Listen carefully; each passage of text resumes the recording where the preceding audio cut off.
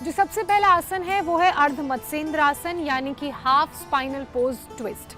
तो इसके लिए आपने क्या करना है, सबसे पहले आप अपने लेग्स को अनक्रॉस कर लीजिए, सुख आसन में आ जाइए। आपका राइट लेग और लेफ्ट लेग दोनों बेंड है, तो जो लेफ्ट लेग है वो बेंड रहेगा, मुड़ा हुआ रहेगा।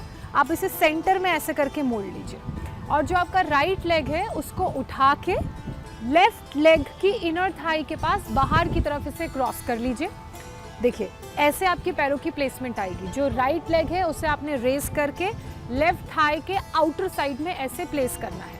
उसके बाद आपकी जो बॉडी है वो ट्विस्ट करेगी राइट साइड। बहुत सारे लोग कंफ्यूज होते हैं कि बॉडी को राइट ट्विस्ट करना है या लेफ्ट ट्विस्ट करना है, तो मैं आपको एक बहुत आसान सा तरीका बताती हूँ। आपका जो लेग ऊपर की तरफ रेस्ड रहेगा, उसी साइड की आपकी बॉडी पीछे को ट्विस्ट करेगी। तो यहाँ पे आपका जो राइट लेग है वो ऊपर की तरफ रेस्ड है, लेफ्ट थाई के आउटर साइड में ये प्लेस्ड है। तो आपकी जो बॉडी है वो राइट साइड को ट्विस्ट करेगी, यानी कि आपका जो राइट शोल्डर है वो राइट साइड को पीछे जाएगा और जो लेफ्ट शोल्डर है वो टुवर्ड्स राइट आएगा। तो ये ऐसे आपका ट्विस्ट रहेगा। ये है पूरा स्पाइनल ट्विस्ट। जब आप ऐसे ट्विस्ट करेंगे तो जो आपका राइट हैंड है वो आपके हिप के पीछे पैरेलली प्लेस्ड होगा। हिप और आपका राइट हैंड का जो प्लेसमेंट है वो पैरेलल होगा। और उसके बाद आपका जो राइट शोल्डर है, आप अपने एल्बो से अपने हाथ पे उसे प्लेस करेंगे। देखिए ऐसे आपके लेफ्ट थाई के आउटर साइड पे आपका रेड लेग प्लेस्ड है और आपका जो लेफ्ट शोल्डर वाला एरिया है वो ऐसे आपके थाई से सपोर्ट लेगा, राइट थाई से सपोर्ट लेगा। अब आप देखेंगे किस तरफ, जिस तरफ आपका शोल्डर पीछे को प्लेस्ड है, यानी कि आपका राइट शोल्डर राइट हैंड, आप उस तरफ देखेंगे और आपका हाथ ऐसे राइट की तरफ रहेगा, लेफ्ट हैंड राइट की तरफ रहेगा, लेफ्ट हैंड टुवर्ड्स राइट। मैं आपको दूसरे एंगल से करके बताती हूँ। ये आपकी पैरों की प्लेसमेंट, आपका जो राइट हैंड है वो आपके हिप के पैरेलली फ्लोर पे ऐसे प्लेस्ड होगा। आपका जो राइट हैंड है वो आपके राइट लेग से सपोर्ट लेगा और टुवर्ड्स राइट आएगा। अगर बॉडी में फ्लेक्सिबिलिटी है, स्पाइन में फ्लेक्सिबिलिटी है, तो आप ऐसे भी पीछे देख सकते हैं। अगर फ्लेक्सिबिलिटी कम है तो इनिशियली आप ऐसे होल्ड कर सकते हैं। अगर आपको आपके राइट हैंड पे प्रेशर ज़्यादा पड़ रहा है तो आप अपनी फिंगर से भी सपोर्ट ले सकते हैं। तो जैसे भी आपकी बॉडी में फ्लेक्सिबिलिटी है वैसे आप सपोर्ट ले सकते हैं। तो ये हो गया spinal twist, half spinal twist pose, यानी कि अर्ध मत्स्येंद्र आसन। ये आपके डाइजेशन के लिए बहुत अच्छा है, साथ ही एसिडिटी की प्रॉब्लम आपको नहीं होगी, क्योंकि जब आपकी बॉडी ऐसे ट्विस्ट होती है तो सारा प्रेशर आपके पेट में पड़ता है। अब इसी आसन को आपने दूसरी तरफ से भी करना है, सेम वही प्रोसेस है। इस बार जो लेफ्ट लेग है वो ऊपर होगा, राइट लेग नीचे होगा और आपका जो राइट हैंड है वो ऐसे एल्बो से क्रॉस करेगा लेफ्ट लेग को, और जो आपका लेफ्ट हैंड है वो आपके लेफ्ट हिप के पैरेलली नीचे फ्लोर पे प्लेस्ड होगा। तो जितनी फ्लेक्सिबिलिटी है आप उसका इस्तेमाल करते हुए आसन कर सकते हैं।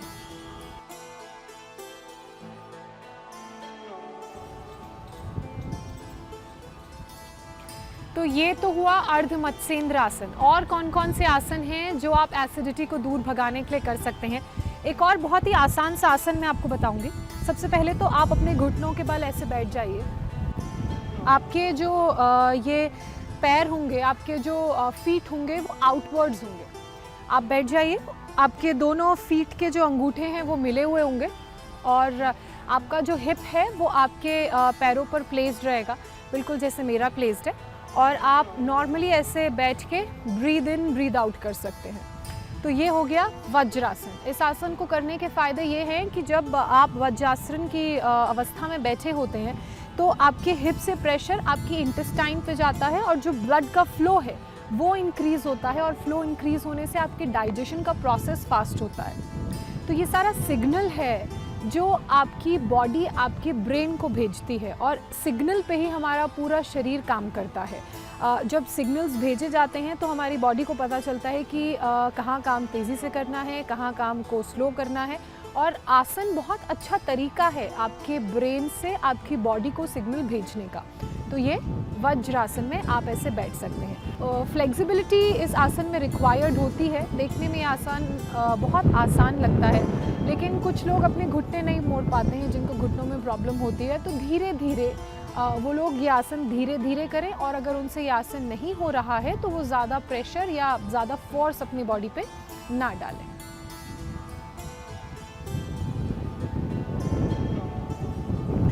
अब बात अगले आसन की करेंगे। ऐसे आपने वज्रासन में ही बैठना है, जैसे मैं वज्रासन में बैठी हुई हूँ, और उसके बाद आपके हाथों की जो मूवमेंट रहेगी वो मैं आपको बता देती हूँ।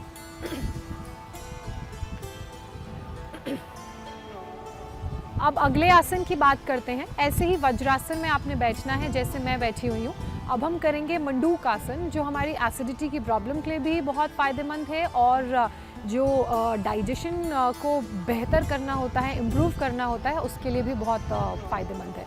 तो मंडूक आसन में बैठने के बाद आपके अब हैंड्स की प्लेसमेंट कैसे होगी? जो आपके अंगूठे हैं वो अंदर की तरफ होंगे, और चारों उंगलियां ऐसे आपके अंगूठों को रोल करते हुए फिस्ट बनाएंगी। जब ये फिस्ट बन जाएगा तो आपने ऐसे अपने थम्स को अपनी नेवल, जो आपके यहाँ नेवल का सेंटर है, उसके अगल बगल अपने दोनों हाथों को ऐसे प्लेस करना है, बिल्कुल वैसे जैसे मैंने प्लेस किया है। ऐसे आपके हाथों की प्लेसमेंट रहेगी, और उसके बाद आपने ब्रीद इन करना है। अभी प्रेशर नहीं डालना है, अभी ब्रीद इन करना है। Breathe in, breathe out. एक और बहुत इंपॉर्टेंट बात, योगा में हम जब भी ब्रीद इन करते हैं तो नाक से ही करते हैं। बहुत कम ऐसे प्राणायाम हैं जिसमें हम मुंह से ब्रीद इन करते हैं, वरना सारे प्राणायाम में हम ब्रीद इन और ब्रीद आउट नाक से करते हैं। दोबारा ब्रीद इन और ब्रीद आउट करते हुए आप अपनी अपर बॉडी को आगे की तरफ बेंड करेंगे। लोअर बॉडी बिल्कुल स्टेबल रहेगी। वज्रासन में अपर बॉडी आपकी ऐसे नीचे की तरफ बेंड होगी, और जब आपकी अपर बॉडी नीचे की तरफ बेंड होगी तो जो आपके शोल्डर्स की प्लेसमेंट है वो बिल्कुल स्ट्रेट रहेगी, हैंड्स की प्लेसमेंट ऐसे बिल्कुल स्ट्रेट रहेगी, और जो प्रेशर है आपके फिस्ट का वो आपकी नेवल पे जाएगा और नेवल से अंदर पेट पे जाएगा। ब्रीद आउट करते हुए आपने ऐसे नीचे बेंड होना है। ये है मंडूक आसन। ये डाइजेशन के लिए बहुत अच्छा है। लिवर किडनी की अगर प्रॉब्लम आपको है उसके लिए बहुत अच्छा आसन है। डायबिटीज़ के लिए ये बहुत अच्छा आसन है। तो ये उन इकलौते आसनों में से ऐसा आसन है जिसे आप करेंगे तो फ़ायदे मल्टीपल मिलेंगे। बहुत सारे ऐसे आसन हैं जिनको आप करेंगे तो उनके बहुत सारे फ़ायदे आपको मिलेंगे। तो उनमें से ये आसन है जो आप अगर रेगुलरली करेंगे तो आपको इसके बहुत सारे बेनिफिट्स मिलेंगे। आप मंडूक आसन के कई राउंड कर सकते हैं। आप 30 सेकंड्स तक कोशिश करिएगा कि जब नीचे जा रहे हैं तो होल्ड करें, और उसके बाद अगर आप नीचे जाने में कंफर्टेबल हैं, आपके पेट में बहुत ज़्यादा प्रेशर नहीं पड़ रहा है, मीडियम प्रेशर पड़ रहा है, तो धीरे धीरे आप अपने होल्ड को बढ़ाइएगा, ड्यूरेशन बढ़ाइएगा। आप 30 सेकंड से 45 सेकंड, 45 सेकंड से 1 मिनट, 1.5 मिनट ऐसे भी कर सकते हैं।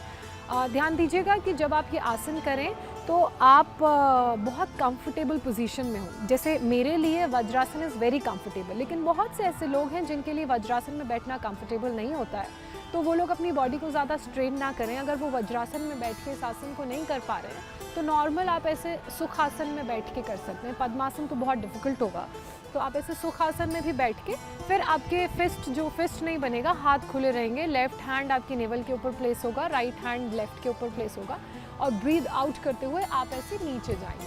तो प्रेशर तो भी पेट पे आएगा, लेकिन ये उन लोगों के लिए है जो वज्रासन में नहीं बैठ सकते हैं, तो वो ऐसे सुख आसन में बैठ के इस आसन को कर सकते हैं।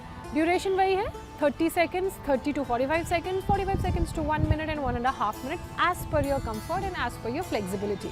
याद रखिए, आसन हम इसलिए कर रहे हैं कि हमारी बॉडी को इसका फ़ायदा मिले, ना कि इसलिए कि आसन गलत तरीके से करने की वजह से या फिर बहुत देर तक करने की वजह से इंजर्ड हो जाए। उतना ही कीजिए जितना आपकी बॉडी इनिशियली बिगनिंग में अलाउ करे, और धीरे धीरे अपनी ड्यूरेशन को बढ़ाइए। जो प्रोसेस है ड्यूरेशन बढ़ाने का, होल्ड की, वो बहुत स्लो, स्टेडी और ग्रेजुअल होना चाहिए। एकदम से आपको जंप इन नहीं करना है कि अभी मैंने 30 सेकंड के लिए कर लिया तो मैं 1.5 मिनट के लिए कर लूँगा या कर लूँगी। बहुत आराम से, बहुत धीरे धीरे आप अपने होल्ड के ड्यूरेशन को बढ़ाइए।